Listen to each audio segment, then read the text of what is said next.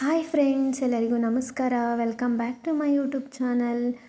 ಯಾರೆಲ್ಲ ಹೊಸದಾಗಿ ನನ್ನ ವೀಡಿಯೋಸ್ನ ನೋಡ್ತಿದ್ದೀರಾ, ಪ್ಲೀಸ್ ಸಬ್ಸ್ಕ್ರೈಬ್ ಮಾಡ್ಕೊಳ್ಳಿ, ಹಾಗೆ ಲೈಕ್ ಮಾಡಿ, ಶೇರ್ ಮಾಡಿ, ಹಾಗೆ ಕಮೆಂಟ್ ಮಾಡಿ. ಸೊ ಇವತ್ತಿನ ವಿಡಿಯೋ ಏನಪ್ಪ ಅಂತಂದರೆ, ಮಸಾಲ ಪಡ್ಡು ಯಾವ ರೀತಿ ಮಾಡೋದು ಸಿಂಪಲ್ಲಾಗಿ ಅಂತ ತೋರಿಸ್ಕೊಡ್ತಿದ್ದೀನಿ. ತುಂಬಾ ಟೇಸ್ಟಿಯಾಗಿ ಇರುತ್ತೆ. ಸೊ ಯಾವ ರೀತಿ ಮಾಡೋದು ಅಂತ ನೋಡೋಣ ಬನ್ನಿ. ಫಸ್ಟು ಅಕ್ಕಿನ ನೆನೆಸ್ಕೊಳ್ಳೋಣ. ಅದಕ್ಕೋಸ್ಕರ ನಾನು 2.5 ಲೋಟ ಅಕ್ಕಿನ ಹಾಕ್ಕೊಳ್ತಿದ್ದೀನಿ. ಸೊ ನೀರು ಕುಡಿಯೋ ಗ್ಲಾಸಲ್ಲಿ 2.5 ಲೋಟ ಅಕ್ಕಿ ಹಾಕ್ಕೊಳ್ತಿದ್ದೀನಿ. ಸೊ ರೇಷನ್ ಅಕ್ಕಿನ ನಾನಿಲ್ಲಿ ಬಳಸ್ಕೊಳ್ತಿರೋದು. ಹಾಗೆ 3/4 ಲೋಟದಷ್ಟು ಉದ್ದಿನಬೇಳೆನ ಹಾಕ್ಕೊಳ್ತಿದ್ದೀನಿ. ಹಾಗೆ 1 ಟೇಬಲ್ ಸ್ಪೂನು ಮೆಂತೆಕಾಳು, 1 ಟೀ ಗ್ಲಾಸಷ್ಟು ಕಡಲೆಬೇಳೆನ ಹಾಕ್ಕೊಳ್ತಿದ್ದೀನಿ.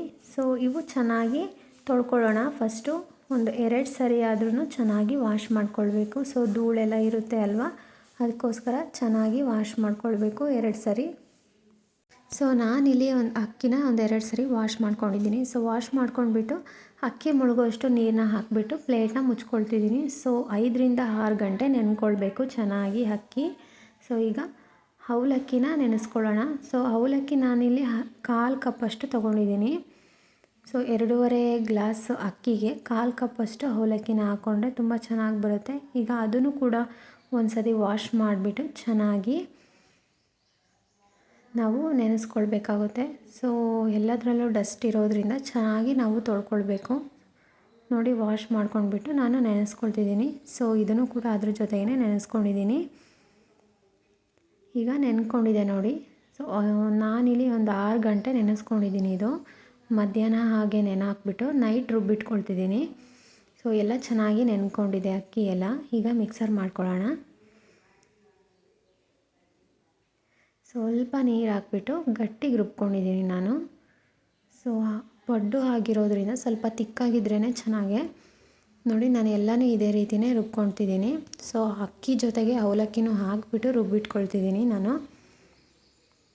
ಈ ರೀತಿ ತಿಕ್ಕಾಗಿರಬೇಕು ಪಡ್ಡು ಹಿಟ್ಟು. ತುಂಬ ಚೆನ್ನಾಗಿ ಬರುತ್ತೆ ಈ ರೀತಿ ತಿಕ್ಕಾಗಿದ್ದರೆ. ಸೊ ನೀರು ಮಾಡ್ಕೊಳ್ಬಾರ್ದು. ಈ ಥರ ತಿಕ್ಕಾಗಿದ್ದರೆ ತುಂಬ ಚೆನ್ನಾಗಿ ಬರುತ್ತೆ ಪಡ್ಡು. ಸಾಫ್ಟಾಗಿ ಸ್ಪಾಂಜಿಯಾಗಿ ಕೂಡ ಬರುತ್ತೆ. ಸೊ ಒಂದು ಸರಿ ಎಲ್ಲ ಚೆನ್ನಾಗಿ ಮಿಕ್ಸ್ ಮಾಡಿಬಿಟ್ಟು ನಾನು ಕ್ಯಾಪ್ನ ಕ್ಲೋಸ್ ಮಾಡ್ತಿದ್ದೀನಿ.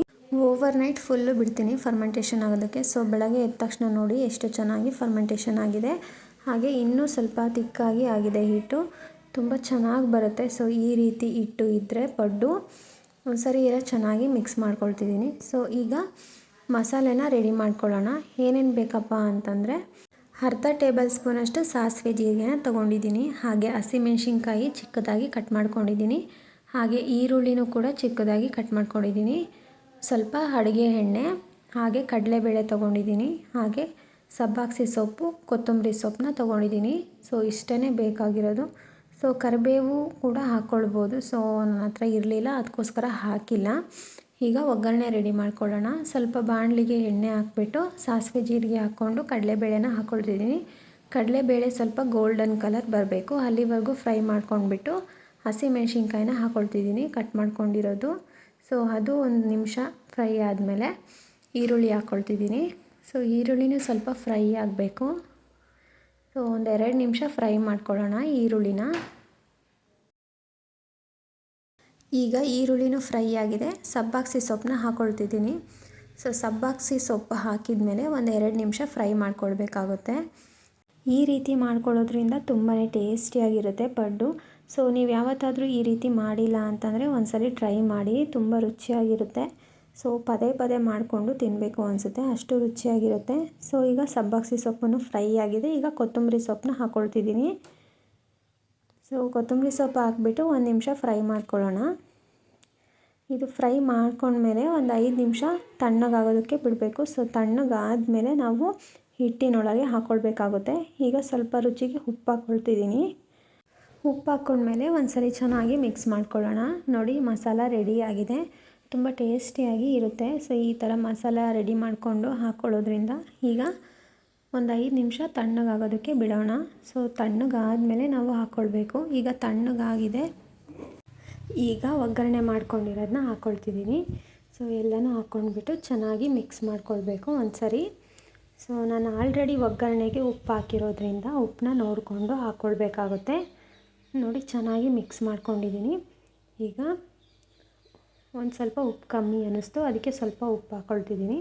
ಸೊ ಉಪ್ಪು ಹಾಕ್ಕೊಂಡ್ಬಿಟ್ಟು ಒಂದು ಸರಿ ಮಿಕ್ಸ್ ಮಾಡಿಕೊಂಡ್ರೆ ಮುಗೀತು, ಹಿಟ್ಟು ರೆಡಿ ಆಗುತ್ತೆ ಪಡ್ಡು ಮಾಡೋದಕ್ಕೆ. ನೋಡಿ ಈ ಕನ್ಸಿಸ್ಟೆನ್ಸಿಯಲ್ಲಿ ರೆಡಿಯಾಗಿದೆ ಹಿಟ್ಟು. ಈಗ ಪಡ್ಡು ಮಾಡ್ಕೊಳ್ಳೋದಕ್ಕೆ ಹಂಚು ಕಾಯಲಿಕ್ಕೆ ಇಟ್ಕೊಂಡಿದ್ದೀನಿ. ಸೊ ಹಂಚು ಕಾದ್ಮೇಲೆ ಒಂದೊಂದು ಡ್ರಾಪು ಎಣ್ಣೆನ ಹಾಕ್ಕೊಳ್ತಿದ್ದೀನಿ.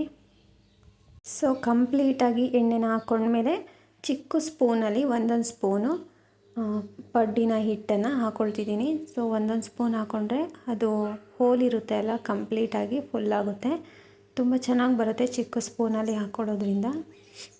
ಸೊ ಒಂದು 5 ನಿಮಿಷ ಬೇಯಬೇಕು ಚೆನ್ನಾಗಿ, ಲೋ ಫ್ಲೇಮಲ್ಲೇ ಇಟ್ಕೊಂಡು ಮಾಡಿಕೊಳ್ಬೇಕು. ಸೊ ನಾನಿಲ್ಲಿ ಲೋ ಫ್ಲೇಮಲ್ಲೇ ಇಟ್ಕೊಂಡಿದ್ದೀನಿ.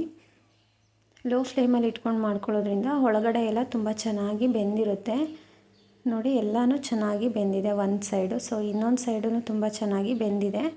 ಸೊ ನೋಡಿ ತುಂಬ ಚೆನ್ನಾಗಿ ಬಂದಿದೆ ಪಡ್ಡು, ತುಂಬ ಟೇಸ್ಟಿಯಾಗೂ ಇರುತ್ತೆ. ಸೊ ಇನ್ನೊಂದು ಸತಿ ಕೂಡ ನಾನು ಅದೇ ರೀತಿ ಹಾಕ್ಕೊಳ್ತಿದ್ದೀನಿ, ತುಂಬಾ ರುಚಿಯಾಗಿರುತ್ತೆ. ಸೊ ನಾನಿಲ್ಲಿ ಪಡ್ಡಿಗೆ ಸೋಡಾನ ಹಾಕಿಲ್ಲ, ಸೋಡಾ ಹಾಕಿಲ್ಲ ಅಂದ್ರೂ ಕೂಡ ತುಂಬ ಚೆನ್ನಾಗಿ ಬಂದಿದೆ, ಸಾಫ್ಟಾಗಿ ಸ್ಪಾಂಜಿಯಾಗಿ ಕೂಡ ಬರುತ್ತೆ ತುಂಬ ಚೆನ್ನಾಗಿ.